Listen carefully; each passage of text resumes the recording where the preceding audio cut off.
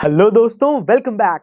तो आज हम इस चैप्टर का एग्जांपल नंबर 8 डिस्कस करने वाले हैं और ये एग्जांपल मुझे कह रहा है that find the roots of the quadratic equation 5x² - 6x - 2 = 0 by the method of completing the square. यानी कि दोस्तों मुझे इस गिवन क्वाड्रेटिक इक्वेशन के रूट्स यानी कि सॉल्यूशंस फाइंड आउट करने हैं कंप्लीटिंग द स्क्वायर मेथड का यूज करते हुए। तो ये दोस्तों शुरू करते हैं, लेकिन शुरू करने से पहले हमें ये तो चेक कर लेना चाहिए ना कि जो हमारी गिवन क्वाड्रेटिक इक्वेशन है वो स्टैंडर्ड फॉर्म में है या फिर नहीं। फ्रेंड्स, मैं यहां देख सकता हूं कि सबसे पहले मेरे पास x² की टर्म है, उसके बाद x की टर्म है और सबसे लास्ट में मेरी कांस्टेंट टर्म गिवन है। यानी कि जो मेरी क्वाड्रेटिक इक्वेशन है वो ऑलरेडी स्टैंडर्ड फॉर्म में ही है। यानी कि अब मैं डायरेक्टली अपने कंप्लीटिंग द स्क्वायर मेथड की तरफ बढ़ सकता हूं। सो फ्रेंड्स, जो मेरा मेथड है उसका सबसे फर्स्ट स्टेप क्या होता है? राइट, उसके सबसे फर्स्ट स्टेप के अंदर हम हमारे x² के कोफिशिएंट को 1 बनाते हैं। तो दोस्तों मैं इस इक्वेशन में देख पा रहा हूं कि जो मेरा x² है उसका कोफिशिएंट तो 5 है, तो इस 5 को 1 कैसे बनाया जा सकता है? राइट, मैं इस 5 को 1 बनाने के लिए इन सभी टर्म्स को 5 से डिवाइड कर सकता हूं कुछ इस तरीके से, और ऐसा करते ही सॉल्व करने के बाद जो मेरी इक्वेशन आ रही है वो आ रही है x² - 6/5x - 2/5 = 0। और अब आप यहां पर देख सकते हैं कि जो मेरा x² है उसका कोफिशिएंट 1 बन चुका है। यानी कि जो मेरा फर्स्ट स्टेप है वो तो कंप्लीट हो गया है। तो चलिए, इसका मतलब अब मैं अपनी इस क्वाड्रेटिक इक्वेशन को a - b का होल स्क्वायर या फिर a + b के होल स्क्वायर में कन्वर्ट कर सकता हूं बहुत ही इजीली। तो फ्रेंड्स, मैं इस इक्वेशन के अंदर देख सकता हूं कि जो मेरी फर्स्ट टर्म आ रही है वो आ रही है x² और इस x² को मैं अपनी आइडेंटिटीज के अंदर जो a² है उसके साथ डायरेक्टली कंपेयर कर सकता हूं। इसलिए मैंने अपने x² को एज इट इज लिख दिया। और क्योंकि मैं इस x² को a² के साथ कंपेयर कर रहा हूं, तो जरा आप बताइए यहां पर मेरे a की वैल्यू क्या आएगी? राइट, यहां पर मेरे a की वैल्यू आएगी x, यानी कि जो a है वो x के इक्वल है। सो फ्रेंड्स, चलिए अब आगे बढ़ते हैं। इसके बाद जो सेकंड टर्म है वो है -6/5x। इसके अंदर x यानी कि a आ रहा है क्योंकि x तो a के इक्वल है। यानी कि दोस्तों मैं कह सकता हूं कि जो मेरी सेकंड टर्म है उसके अंदर a प्रेजेंट है। तो सर मेरी आइडेंटिटीज में देखिए a² के अलावा ऐसी कौन सी टर्म्स हैं जिनके अंदर a प्रेजेंट हो? राइट, वो है 2ab वाली टर्म। यानी कि मैं इस टर्म को चेंज करके 2ab बना सकता हूं। लेकिन दोस्तों मैं यहां पर देख पा रहा हूं कि जो मेरा 6/5x है वो नेगेटिव यानी कि माइनस में है। इसका मतलब मैं इसे -2ab में कन्वर्ट कर सकता हूं, +2ab में कन्वर्ट नहीं कर सकता। इसका मतलब मैं अपनी क्वाड्रेटिक इक्वेशन को a - b के होल स्क्वायर में कन्वर्ट करूंगा। चलिए दोस्तों, अब ये जो मेरी मिडिल टर्म है इसे मैं -2ab बनाने की स्टार्ट करता हूं। सो फ्रेंड्स, यहां पर सबसे पहले -2ab के लिए मैंने लिख दिया -2 मल्टीप्लाइड बाय a। a क्या है यहां पर? यहां पर a है हमारा x मल्टीप्लाइड बाय b। लेकिन दोस्तों यहां पर ये जो b है इसकी वैल्यू तो मेरे पास नहीं है।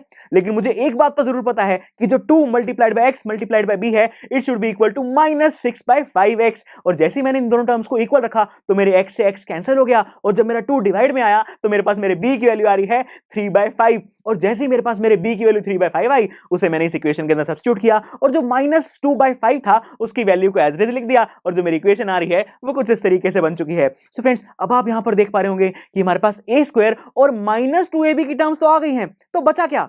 राइट, बच गया हमारा b²। यानी कि दोस्तों अब हमारे सेकंड स्टेप की बारी आ चुकी है जिसके अंदर हम b² को ऐड और सब्ट्रैक्ट कर देते हैं। सो फ्रेंड्स, मैंने इस इक्वेशन की जो फर्स्ट 2 टर्म्स हैं उन्हें तो एज इट इज लिख दिया। इसके बाद मैंने b² यानी कि 3/5 के स्क्वायर को ऐड भी किया और 3/5 के स्क्वायर को सब्ट्रैक्ट भी कर दिया कुछ इस तरीके से। और क्योंकि मैंने इसके अंदर सेम चीज को ऐड भी किया है और सब्ट्रैक्ट भी किया है इसलिए इस इक्वेशन के ऊपर कोई भी इफेक्ट नहीं पड़ेगा। और जो मेरी लास्ट टर्म -2/5 थी उसे मैंने एज इट इज लिख दिया। फ्रेंड्स, यहां पर ये जो मेरी इक्वेशन बन रही है इसे जरा ध्यान से देखिए। इसके अंदर जो फर्स्ट 3 टर्म्स आ रही हैं वो आपको a² - 2ab + b² जैसी नहीं दिखाई दे रही। यानी कि दोस्तों मैं कह सकता हूं कि यहां पर जो मेरी आइडेंटिटी है वो कंप्लीट हो चुकी है और जो मेरा a² - 2ab + b² है वो किसके इक्वल होता है? राइट, वो होता है a - b के होल स्क्वायर के इक्वल। इसका मतलब मैं इन तीनों ही टर्म्स को कंबाइन करके लिख सकता हूं x - 3/5 का होल स्क्वायर और जो लास्ट की 2 टर्म्स थी उन्हें मैंने एज इट इज लिख दिया। सो फ्रेंड्स, क्योंकि मैं इस इक्वेशन को x के लिए सॉल्व करना चाहता हूं इसलिए मैंने यहां पर जो कांस्टेंट टर्म्स थी उन्हें राइट हैंड साइड पे ले आया और उन्हें सॉल्व करना स्टार्ट किया। सो फ्रेंड्स, सबसे पहले जो मेरा 3/5 का स्क्वायर था उसे सॉल्व करके मैंने लिखा 9/25 क्योंकि 3 का स्क्वायर 9 होता है और 5 का स्क्वायर 25। इसके बाद यहां पर ये जो 2 फ्रैक्शंस आ रही हैं मैंने इनका एलसीएम लिया और सॉल्व करने के बाद जो मेरी इक्वेशन बन रही है वो आ रही है x - 3/5 का होल स्क्वायर = 19/25। लेकिन दोस्तों मैं तो यहां पर x की वैल्यू फाइंड आउट करना चाहता हूं और ये जो x है मैं यहां देख सकता हूं कि इसके ऊपर ये होल स्क्वायर लगा हुआ है। यानी कि मुझे इस होल स्क्वायर को हटाना होगा और ऐसा करने के लिए मैंने इस इक्वेशन के अंदर क्या किया, कि दोनों ही साइड यानी कि लेफ्ट हैंड साइड और राइट हैंड साइड पर अंडर रूट लगा दिया, और ऐसा करते ही जो मेरा होल स्क्वायर था वो रूट के साथ कैंसिल हो गया, और जो मेरी इक्वेशन बनकर आ रही है वो है x minus 3/5 is equal to root 19/25। और जैसे ही मैंने रूट 19/25 को सॉल्व किया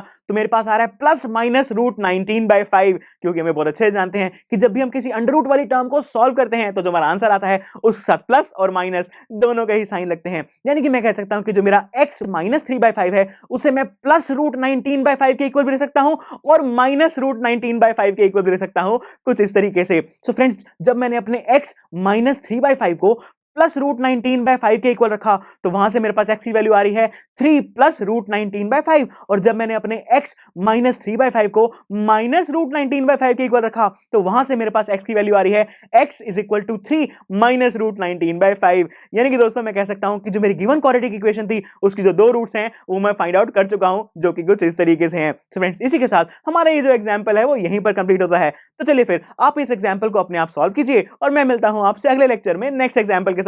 So see you in the next lecture.